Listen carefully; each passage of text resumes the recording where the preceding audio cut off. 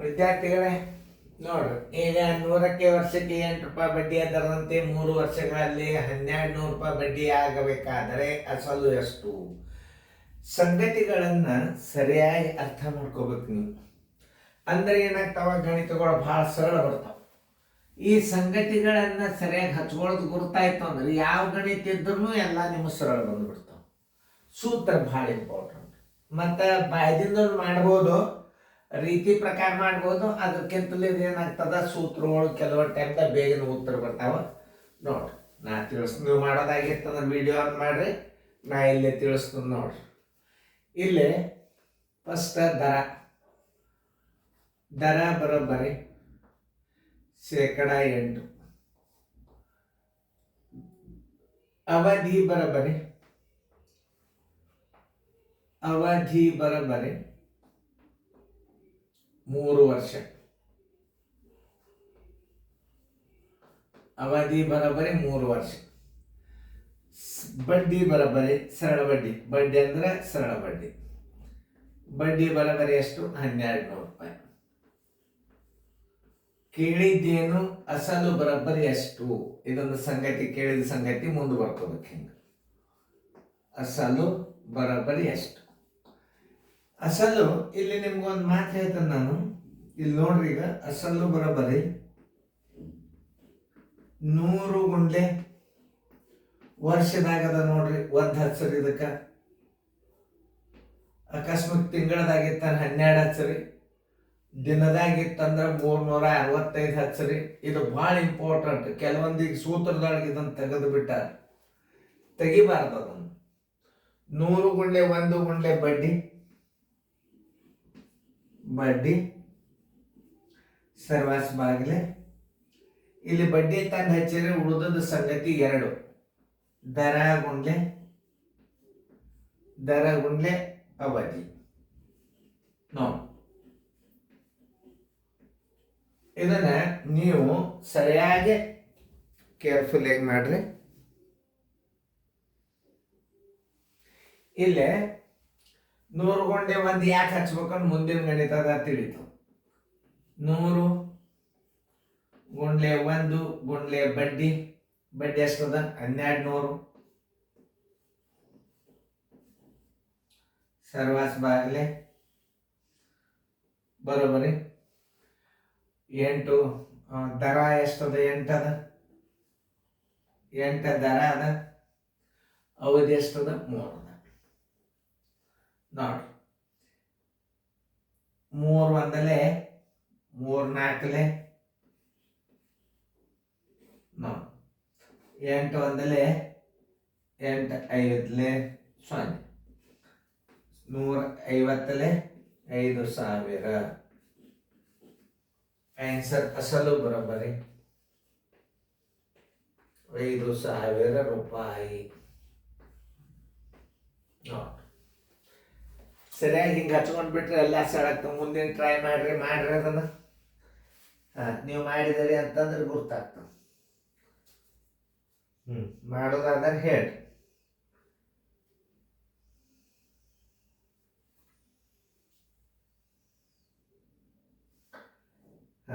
ಮುಂದಿಂದು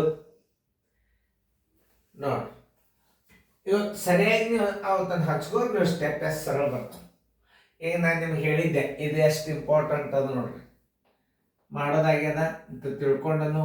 ದರ ಬರೋಬ್ಬರಿ 15%.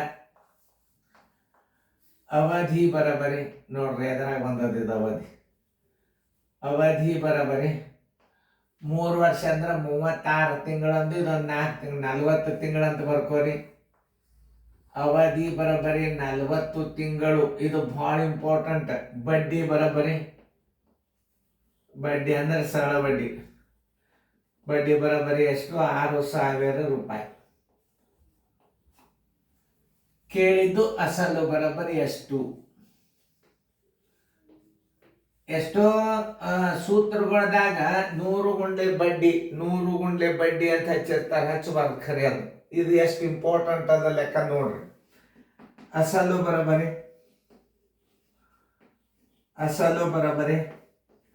100 ಗುಂಡ್ಲೆ ಈಗ ಒಂದು ಹಚ್ಚೋದು ಬಿಡ್ಬೇಕೀಗ. ಯಾಕೆ ಇಲ್ಲಿ ತಿಂಗಳದ ಅಂದ್ರೆ ಇಲ್ಲಿ 12 ಹಚ್ಚ್ರಿ. 100 ಗುಂಡ್ಲೆ 1 ಗುಂಡ್ಲೆ ಬಡ್ಡಿ 6000 ಬಡ್ಡಿ ಹಚ್ಚ್ರಿ. ಸರ್ವಾಸ್ ಬಾಗಿಲೆ ದರ ಎಷ್ಟದ? 15 ಅದ. ಅವಧಿ ಎಷ್ಟದ? 40 ತಿಂಗಳದ. ನೋಡ್ರಿ ಈಗ ಎಷ್ಟು ಇಂಪಾರ್ಟೆಂಟ್ ಅದ ಇದು ಸೂತ್ರ. 100 ಗುಂಡ್ಲೆ ಬಡ್ಡಿನೇ ಹಚ್ತಾರೆ. ನೀವು ನೋಡ್ರಿ ಅಸಲದ ಸೂತ್ರ ಏನದ ಅಂದ್ರೆ 100 ಗುಂಡ್ಲೆ ಬಡ್ಡಿ ಸರ್ವಾಸ್ ಬಾಗಿಲೆ ದರ ಗುಂಡ್ಲೆ ಅವಧಿ. ಇದು ಯಾಕೆ ನಾವು ನಿಮಗೆ ನಾ ಪ್ರತಿ ಒಂದ್ಸಲ ಹಚ್ಚಿರ್ತ. ವರ್ಷದಾಗಿದ್ರೆ 1 ಹಚ್ಕೋರಿ, ತಿಂಗಳದಾಗಿದ್ರೆ ಇಲ್ಲಿ 12 ಹಚ್ಚ್ರಿ, ದಿನದಾಗಿತ್ತಂದ್ರೆ 365 ಹಚ್ಚ್ರಿ. ನಿಮ್ಮ ಉತ್ತರ ಬರಲೇಬೇಕು. ಈಗ ನೋಡಿ, ಇದು ಅವಧಿ ನೀವು 40 ತಿಂಗಳು ಮಾಡ್ಕೊಂಡ್ರಿ. ಈಗ 100 ಗುಂಡ್ಲೆ 1 ಬದಲಾಗಿ ನಾವು 12 ಯಾಕೆ ಮಾಡ್ಕೊಂಡಿವಿ ಅಂದ್ರೆ ತಿಂಗಳದಾಗ ಉತ್ತರ ಮಾಡ್ಕೊಂಡ್ರಿ. ನೀವು ಅವಧಿ ತಿಂಗಳದಾಗ ಮಾಡ್ಕೊಂಡಿರಿ. ಇಲ್ಲಿ ತಿಂಗಳ 12 ಹಚ್ಚ್ರಿ. ಬಡ್ಡಿ 6000. 100 ಗುಂಡ್ಲೆ 1 ಗುಂಡ್ಲೆ ಬಡ್ಡಿ ಅಂದ್ರು ಒಂದೇ. 100 ಗುಂಡ್ಲೆ 12 ಗುಂಡ್ಲೆ ಬಡ್ಡಿ ಸರ್ವಾಸ್ ಬಾಲೆ ದರ ಗುಂಡ್ಲೆ ಅವಧಿ. ಅವಧಿ 40 ತಿಂಗಳದ ಮಾಡಿ ನೋಡ್ರಿ.